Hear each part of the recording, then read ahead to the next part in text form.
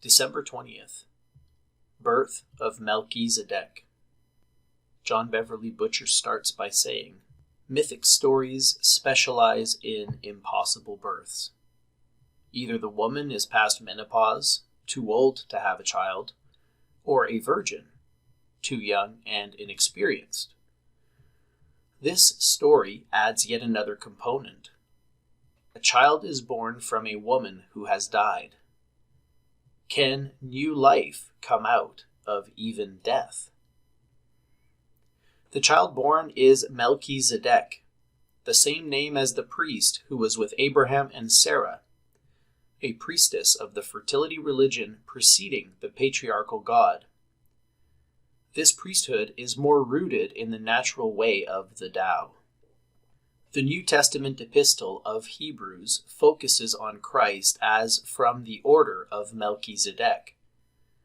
All these great symbols converge in the one through whom the healing of ancient splits begins. If you try to understand this story literally, your credulity will be stretched beyond belief. But if you take it symbolically, you will find tremendous potential and meaning.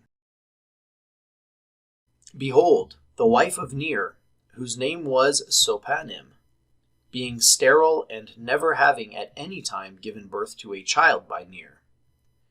And Sopanim was in the time of her old age, and in the day of her death. She conceived in her womb, but Ner the priest had not slept with her, nor had he touched her, from the day that the Lord had appointed him to conduct the liturgy in front of the face of the people. And when Sopanim saw her pregnancy, she was ashamed and embarrassed, and she hid herself all the days until she gave birth. And not one of the people knew about it. And when 282 days had been completed, and the day of birth had begun to approach, and Ner remembered his wife, and he called her to himself in his house, so that he might converse with her. And Sopanim came to Ner, her husband, and behold, she was pregnant, and the day appointed for giving birth was drawing near. And Ner saw her, and he became very ashamed. And he said to her, What is this that you have done, O wife? And why have you disgraced me in front of the face of these people? And now depart from me, and go where you began the disgrace of your womb, so that I might not defile my hand on account of you, and sin in front of the face of the Lord. And Sopanim spoke to Ner, her husband, saying, O my Lord, behold, it is the time of my old age, and the day of my death has arrived. I do not understand how my menopause and the barrenness of my womb has been reversed. And Ner did not believe his wife, and for the second time he said to her, Depart from me, or else I might assault you, and commit a sin in front of the face of the Lord. And it came to pass, when Ner had spoken to his wife, Sopanim, that Sopanim fell down at Ner's feet and died. Ner was extremely distressed, and he said in his heart, Could this have happened because of my word? Since by word and thought a person can sin in front of the face of the Lord? Now may God have mercy upon me. I know in truth in my heart that my hand was not upon her. And so I say, Glory to you, O Lord, because no one among mankind knows about this deed which the Lord has done.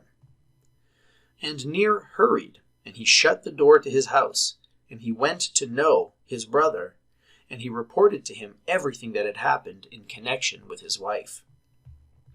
And No hurried. He came with Ner, his brother. He came into Ner's house because of the death of Sopanim, and they discussed between themselves how her womb was at the time of giving birth. And No said to Ner, Don't let yourself be sorrowful, Ner, my brother.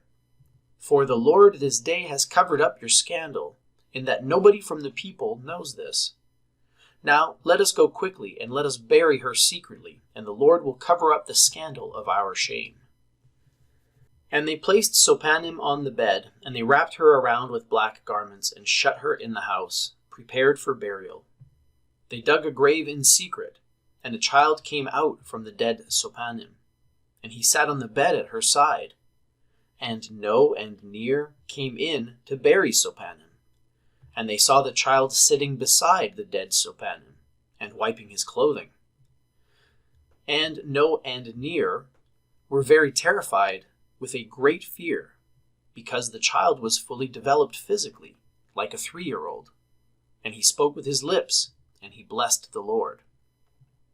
And No and Near looked at him, and behold, the badge of priesthood was on his chest, and it was glorious in appearance. And No and Near said, Behold, God is renewing his priesthood from blood related to us, just as he pleases. And No and Near hurried, and they washed the child, and they dressed him in the garments of priesthood, and they gave him holy bread, and he ate it. And they called his name Melchizedek. And No and Near lifted up the body of Sopanim, and divested her of the black garments, and they washed her, and they dressed her in exceptionally bright garments, and they built a shrine for her. No and Near and Melchizedek came, and they buried her publicly. And No said to his brother Near, Look after this child in secret until the time, because people will become treacherous in all the earth, and they will begin to turn away from God, and having become totally ignorant, they will put him to death. And then No went away to his own place. Definitely doesn't represent the male characters in this story very well, but I think overall we can see the parallels here with Yeshua, with Jesus, and what would eventually happen to him. The very last paragraph lays it out prophetically for us. No tells his brother Near, Look after this child in secret. Don't tell anybody about him, because people will become treacherous in all the earth, and they'll start to turn away from God. And when they become totally ignorant, they'll want to put the child to death. This is exactly what happens in the narrative of Yeshua, isn't it, my friends? Interesting food for thought, as always. Thanks for tuning in. And I hope I will catch you tomorrow for the next reading. We are down to crunch time here, my friends, heading into the solstice and then Christmas. And so I imagine we're going to encounter some mind-blowing, heart-opening, perspective-shifting readings in the next few days. Stay centered, my friends.